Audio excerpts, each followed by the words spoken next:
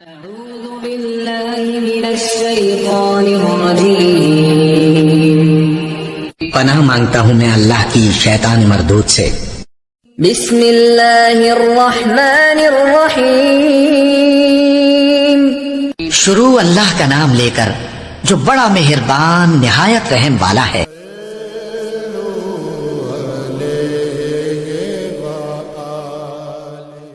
ایک بار آن حضرت صلی اللہ علیہ وسلم لوگوں میں بیٹھے ہوئے ان سے باتیں کر رہے تھے۔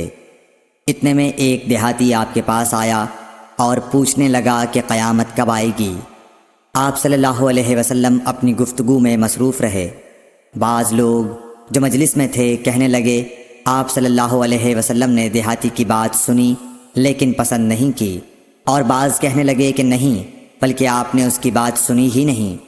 جب آپ اپنی باتیں پوری کر چکے تو میں سمجھتا ہوں کہ آپ صلی اللہ علیہ وسلم نے یوں فرمایا، وہ قیامت کے بارے میں پوچھنے والا کہاں گیا؟ اس دیہاتی نے کہا، حضور میں موجود ہوں۔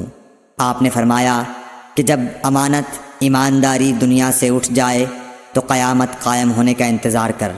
اس نے کہا، ایمانداری اٹھنے کا کیا مطلب ہے؟ آپ صلی اللہ علیہ وسلم نے فرمایا کہ جب حکومت کے کاروبار نالائق لوگوں کو سونپ دیے جائیں تو قیامت کا انتظار کر۔ صحیح بخاری حدیث نمبر 59۔ عبداللہ بن عمرو نے کہا کہ ایک سفر میں جو ہم نے کیا تھا، آن حضرت صلی اللہ علیہ وسلم ہم سے پیچھے رہ گئے، اور آپ صلی اللہ علیہ وسلم ہم سے اس وقت ملے جب عصر کی نماز کا وقت آن پہنچا تھا۔ ہم جلدی جلدی وضو کر رہے تھے، پس پاؤں کو خوب دھونے کے بدل ہم یوں ہی سا دھو رہے تھے۔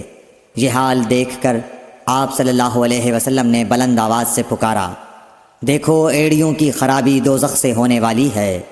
2 یا 3 بار آپ صلی اللہ علیہ وسلم نے یوں ہی بلند آواز سے فرمایا۔